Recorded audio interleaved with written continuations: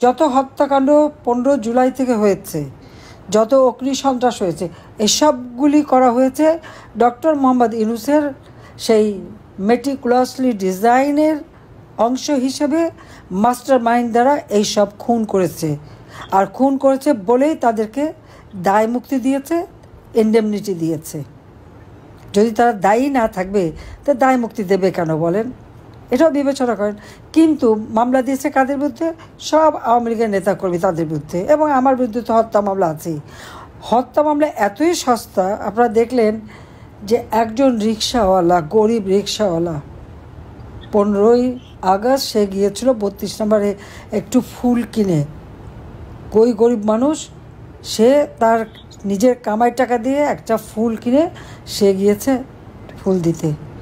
তাকে মেরে তার ফুলটা ছিঁড়ে ফেলে দিয়ে তাকে পুলিশের সোপর্দ করেছে। পুলিশ নিয়ে তাকে হত্যা ষড়যন্ত্রকারী হিসেবে মামলা করে জেলে পুরে দিয়েছিল। কাজে এই হত্যা মামলার যে কি মেরিট, সেটা তো এর থেকেই বুঝতে পারেন। জনগণ তো এখান থেকে তাদের বোঝা উচিত যে যাকে ইচ্ছা তাকে, সবার বিরুদ্ধে হত্যা মামলা। চিফ জাস্টিস ছিলেন সাবেক চিফ জাস্টিস খায়রুল হক সাহেব, তাকে হাত করা পরিয়ে তার বিরুদ্ধে হত্যা মামলা। আর আওয়ামী লীগের সকল নেতাকর্মী, প্রায় 5-6 লাখ নেতাকর্মীর বিরুদ্ধে মামলা, অধিকাংশই সব হত্যা মামলা। হত্যা বা বিস্ফোরক এই মামলা আছেই। তারপর আবার সাথে সাথে দুর্নীতির মামলা। আমরা দুর্নীতি করতে যাব কেন? দেশটা তো আমাদের। দেশের কল্যাণে কাজ করেছি, প্রত্যেকটা মানুষের জীবনমান উন্নতি করেছি, নিজের ভাগ্য করতে তো যাইনি। হ্যাঁ, আমাদের উপরে দুর্নীতির অভিযোগ, ওয়ার্ল্ড ব্যাংকও তো অভিযোগ এনেছিল। আমি, আমার পরিবার, জয়, পুতুল, রেহানা, তাদের বাচ্চারা সবার বিরুদ্ধে তো কই তদন্ত করেছে। কানাডা ফেডারেল কোর্টে মামলা করেছিল, সব এই মামলার রায়ে স্পষ্ট বলেছে সমস্ত অভিযোগ ভুয়া। আমরা জাতির পিতা বঙ্গবন্ধু শেখ মুজিবের কন্যা, আমরা সেই পরিবার। আমরা এখানে দুর্নীতি করতে আসিনি, আমরা জনগণের কল্যাণ করতে ভাগ্য পরিবর্তন করেছি, সেটাই সম্ভব। কিন্তু আজকে ইউনূস সে ক্ষমতায় কী করছে? আওয়ামী লীগের নেতা কর্মী, তাদের আত্মীয়, পরিবার পরিজন কাউকে বাদ দিচ্ছে না, সবার বিরুদ্ধে মামলা। মানে হয়রানি করার একটা সীমা থাকে। আজকে বঙ্গবন্ধুর নাম নেওয়া যাবে না, আওয়ামী লীগ নিষিদ্ধ, আওয়ামী লীগের নিবন্ধন বাতিল করে দেয়। কত বড় দুঃসাহস! আরে আওয়ামী লীগ না থাকলে তো দেশ স্বাধীনই হতো না। আর স্বাধীন দেশ না পেলে ইউনূস সাহেব আজকে অবৈধভাবে হোক যেভাবে ক্ষমতায় বসে তো বেশ মজা করে খাচ্ছেন, ক্ষমতা ভোগ করছেন। দেশের মানুষের জন্য কিছু না করলেও নিজের জন্য করেছে। ক্ষমতায় এসেই ম্যান পাওয়ার ব্যবসা, ক্ষমতায় এসেই ডিজিটাল ওয়ালেট ব্যবসা, আর অন্যান্য যত রকমের ব্যবসা সব হাতিয়ে দিচ্ছে। যে প্রজেক্ট আমি 160 কোটি টাকা, সেটাকে 300-350 কোটি টাকার করে দিয়ে পয়সা বানাচ্ছে। শেয়ার মার্কেটের 90,000 কোটি টাকা উধাও। সমস্ত ব্যাংকগুলি আজকে দেউলিয়া হওয়ার পথে, সব টাকা পয়সা পাচার।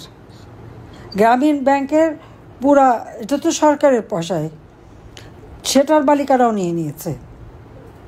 টেলিকমিউনিকেশনের ব্যবসাটা আমি দিয়েছিলাম, লেবারদের টাকা মেরে খেয়েছে। সেই লেবাররা মামলা করেছে, সেই মামলায় লেবার কোর্টে ইউনূসের সাজা হয়েছে। ইউনূস কিন্তু লেবার কোর্টে সাজাপ্রাপ্ত, দণ্ডপ্রাপ্ত আসামি। আজ দুর্ভাগ্য, সেই দণ্ডপ্রাপ্ত আসামি এখন বাংলাদেশের ক্ষমতায় বসে সবাইকেই দণ্ড দিয়ে বেড়াচ্ছে, সবাইকেই মামলা দিয়ে বেড়াচ্ছে। অবৈধভাবে ক্ষমতা দখলকারী সব নির্দেশই অবৈধ, এটা মনে রাখতে হবে। এবং এর বিচার ইনশাল্লাহ একদিন হবে। আজকে একদম স্পষ্ট কথা, আওয়ামী লীগের অগণিত নেতাকর্মী, তাদেরকে গ্রেপ্তার শুধু না, যারা মুক্তিযোদ্ধা সিনিয়র নেতারা, তাদের হাতে হাত করা পরিয়ে পরিয়ে নিয়ে যায়। তাদের জেলখানায় ডিভিশনটা দেয় না, দুটো কম্বলের মধ্যে কম্বল বিছিয়ে দেয়, সেখানে থাকতে হয়।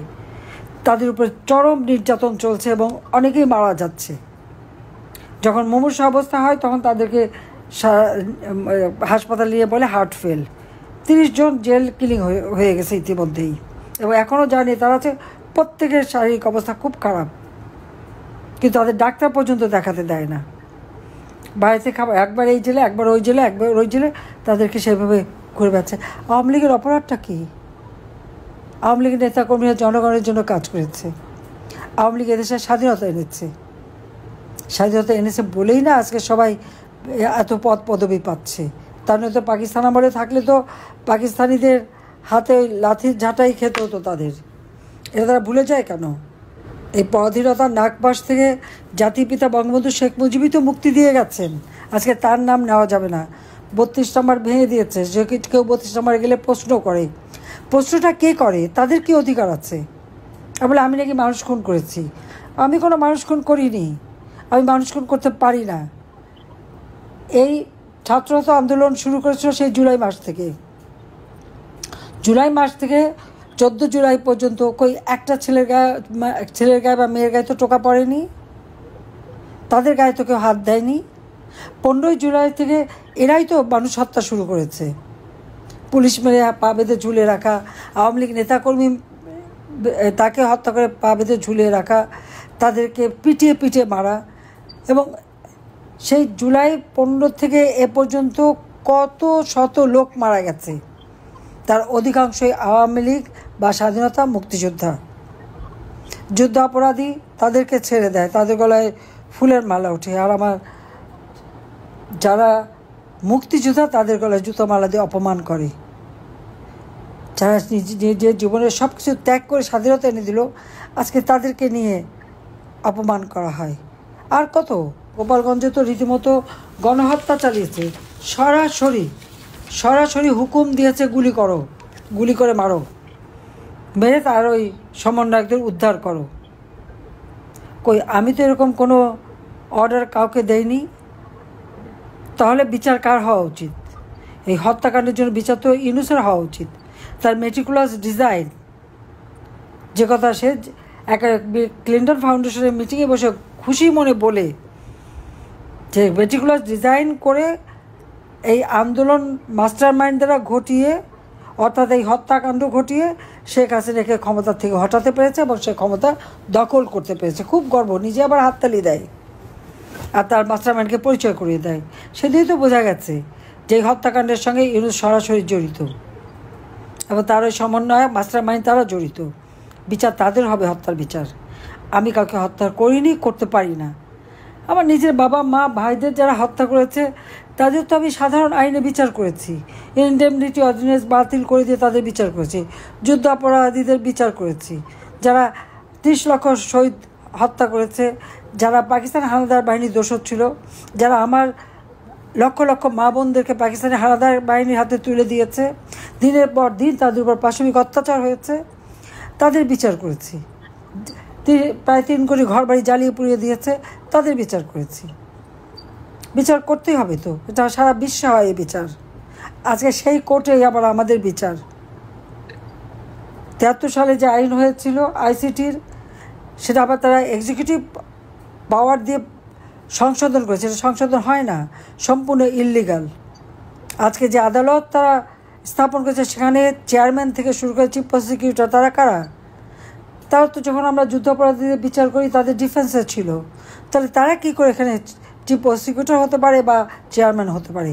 সম্পূর্ণ অবৈধভাবে, শুধুমাত্র গায়ের জোর দেখিয়ে, ওই সন্ত্রাসী জঙ্গিদের জোর দেখেই ইউনূস এই অপকর্ম করে যাচ্ছে।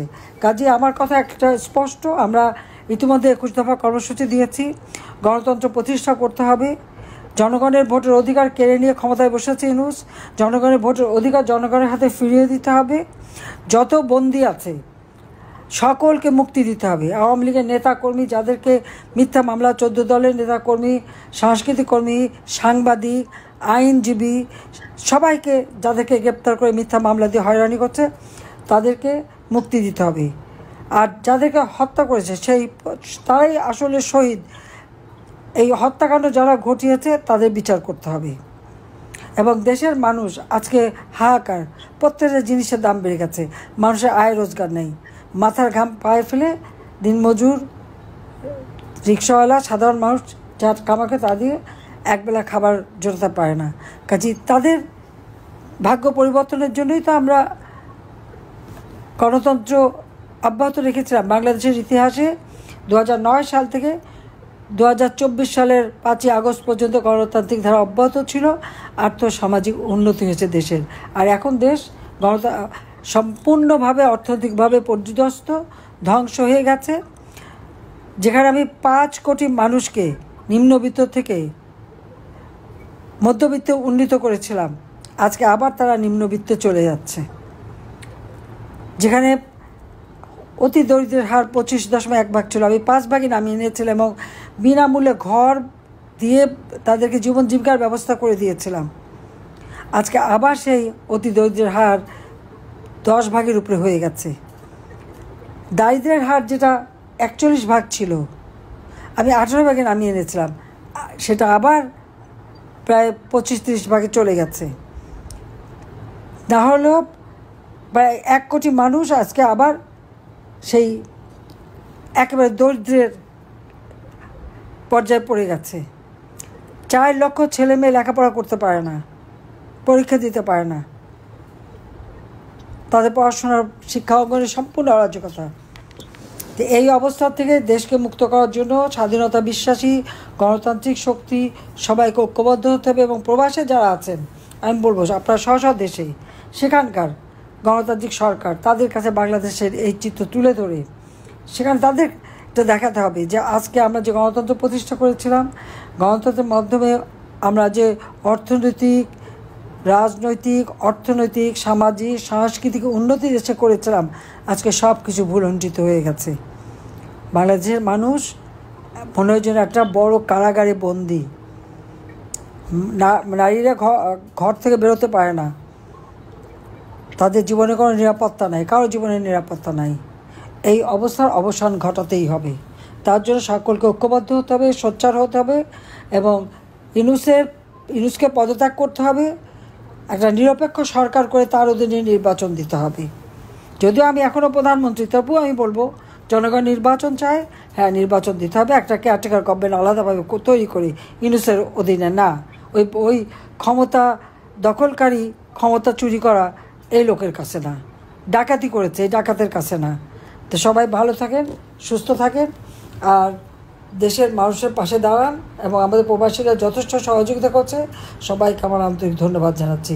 খোদা হাফিজ।